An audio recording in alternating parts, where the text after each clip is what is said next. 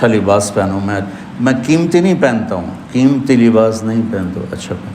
وہ کدھر گئی موطا؟ باب ما جاء فی لبس الثیاب للجمال بہا. کپڑے اس لیے پہننا کہ اچھے نظر آئیں، آپ خوبصورت نظر آئیں. سبحان اللہ. ہمارے یہاں پتہ ہے مولوی کے بارے میں کیا تاثر ہے؟ کہ اس کے میلے کپڑے ہوں اور وہ پرانی سائیکل پر چڑھا ہوا اس کا مڈگارڈ بھی کوئی نہ ہو اور اس کی بریکیں بھی کوئی نہ ہو اور وہ پاؤں سے بریک لگاتا ہو. یہ تو ہے مولوی. اور جس کے کپڑے اچھے ہوں، گھر اچھا ہو، سواری اچھی ہو، وہ مولوی ہے ہی. مجھے ایک نوجوان نے پکڑ لیا، تم کیسے مولوی؟ اتنی بڑی بڑی گاڑیوں پہ چڑھتے ہو اور اتنے تمہارے پاس جائیداد ہے، اور مولوی تو سائیکل پہ ہوتے ہیں. یہ انگریز نے تاثر بٹھایا ہماری نسل میں مولوی کے بارے میں. تو میں مہنگے کپڑے نہیں پہنتا ہوں، میں صاف ستھرے کپڑے پہنتا ہوں اور صاف رہنے. اب میں جب مدرسے آتا ہوں آپ کو دیکھ کے میری طبیعت خوش ہو جاتی ہے کہ سارے ماشاءاللہ اجلے اجلے نظر آتے ہیں، اور کوئی ماشاءاللہ نسواری کوئی نہیں ہے.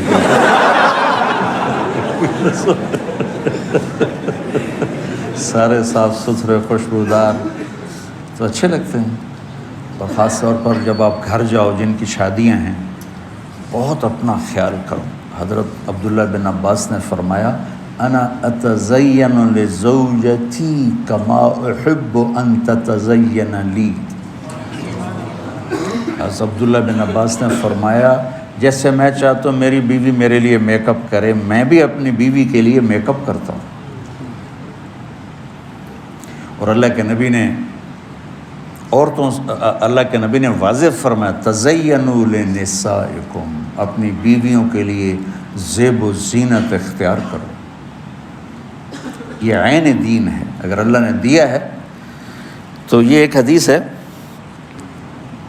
کہ ایک صحابی کو بھیجا، وہ گئے ہوئے تھے اونٹ چرانے. ثم ادبر یذهب فی الظہر وعلیہ بردان لہ قد خلقا. وہ جب صحابی واپس، پیچھے لمبی حدیث ہے، صحابی واپس آیا تو 2 پرانی چادریں ان کے اوپر تھیں.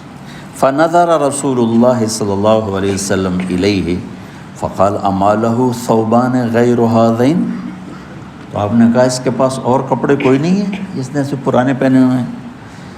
قلت بلا یا رسول اللہ لہ ثوبان فی العیبۃ کسوتہ ایجاہما. میں نے کہا یا رسول اللہ اس کے عیبہ، وہ بیگ کو کہتے ہیں، بیگ عیبہ، یہ چھوٹا بیگ حقیبہ، اس کے بیگ میں ہیں کپڑے 2، میں نے اس کو دیے ہیں.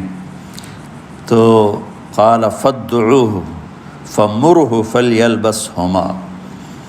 اپنے فرما سے بلاؤ اور اس سے کہو کہ وہ کپڑے پہنے.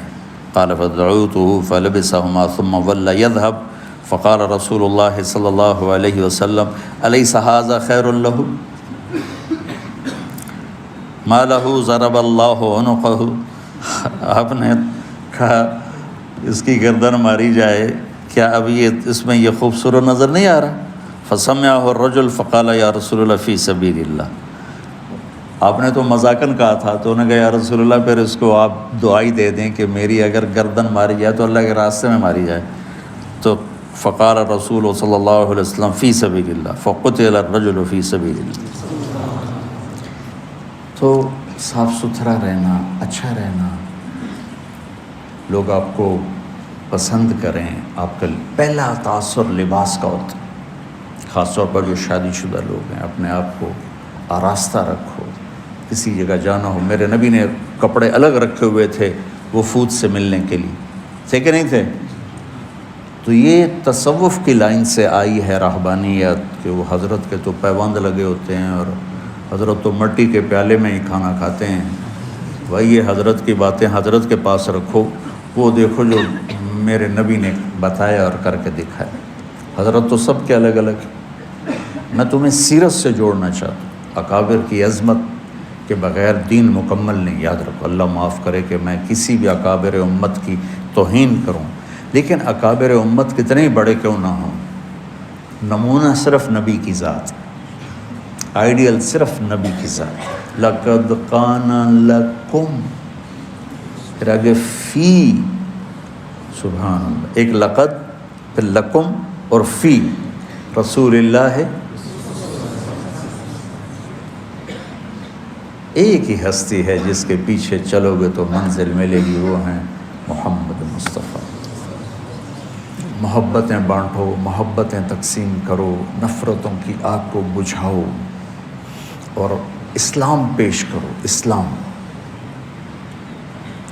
اسلام پیش کرنے کی مثال کیا ہے؟ میں کہتا ہوں بھائی جو 5 وقت نماز پڑھے گا اللہ اسے جنت میں جگہ عطا فرمائے گا۔ یہ تو ہو گیا اسلام۔ اور مذہب کیا ہے؟ یہاں ہاتھ نہیں باندھنے، یہاں باندھنے ہیں، نہیں یہاں نہیں باندھنے، یہاں باندھنے ہیں، یہ ہو گیا مذہب۔ تو مذہب کی تبلیغ نہیں کرنی، اسلام کی تبلیغ کرنی۔ اپنی ذات کے لحاظ سے میں بار بار دہراتا ہوں کہ میری بات کو کوئی غلط نہ لے جائے، اپنی ذات کے لحاظ سے ہم امام ابو حنیفہ کے فتویٰ کو مانتے ہیں، اور امام ابو حنیفہ کے مذہب کی وہ تعبیر جو اکابر دیوبند نے کی ہے اس کو ہم راجح مانتے ہیں، راجح یعنی زیادہ صحیح مانتے ہیں۔ باقی سب کی عزت کرتے ہیں، سب کا احترام کرتے ہیں، سب کو سلام کرتے ہیں۔ ہمارے اکابر کا حال یہ تھا کہ مولانا اشرف علی تھانوی رحمۃ اللہ علیہ کی مجلس میں کسی نے کہہ دیا احمد رضا خان بریلوی، تو حضرت تھانوی اس پر شدید ناراض ہوئے۔ حضرت تھانوی کے ہاں تو فوری پکڑ ہوتی تھی نا، اتنے بڑے عالم کو اس طرح بے ادبی سے پکارتے۔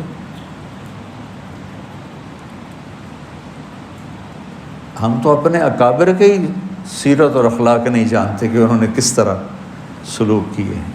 آج جو ہو رہا ہے وہی ڈھول گلے میں ڈال کے بجائی جا رہے۔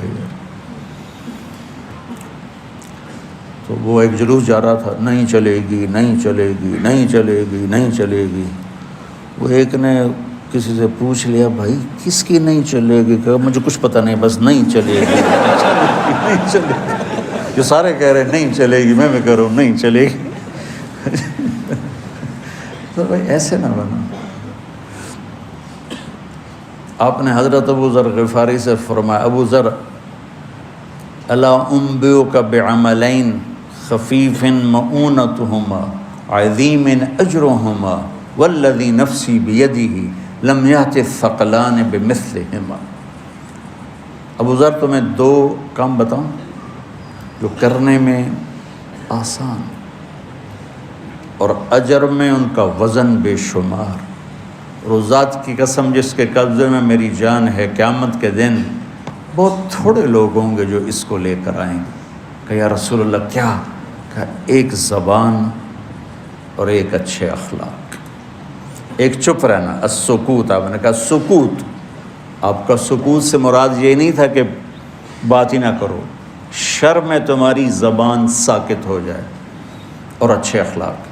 ابو ذر رضی اللہ عنہ نے اس حدیث کو ایسے پکڑا کہ اس کے ظاہر کو ایسا پکڑا کہ ایک مہینہ گزر جاتا تھا کسی سے بات نہیں کرتا تھا، ایک مہینہ، اتنی احتیاط فرمائی۔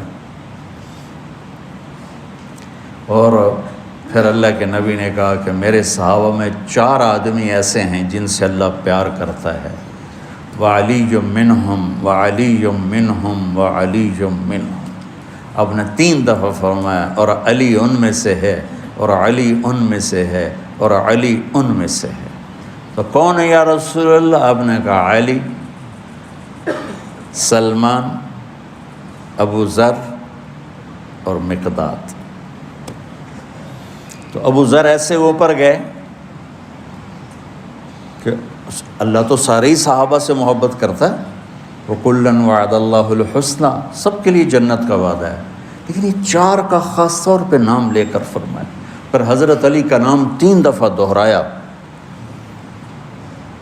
اہمیت بیان کرنے کے لیے کہ بچوں میری یہ زندگی بھر کی نصیحت ہے، صرف اس درس کی نہیں، کہ اپنی زبانوں پہ قابو رکھنا۔ جہاں رشتے قریب کے ہوتے ہیں نا، وہاں زبان پہ قابو پانا مشکل ہوتا ہے۔ کوئی پرایا گالی بھی نکال دے تو آدمی پرواہ نہیں کرتا ہے، اور اپنا اوئے بھی کر دے تو دل پھٹ جاتا ہے۔ تو اپنوں میں پھر خاص طور پر بعضوں کی شادیاں ہو چکی ہیں، بعضوں کی ہوں گی، بیوی اور خامند کے رشتے میں بچوں محبت کو باقی رکھنا اور حسن سلوک کو باقی رکھنا اور میٹھے بول کو باقی رکھنا، یہ تمام رشتوں میں سب سے زیادہ اہم اور افضل ہے۔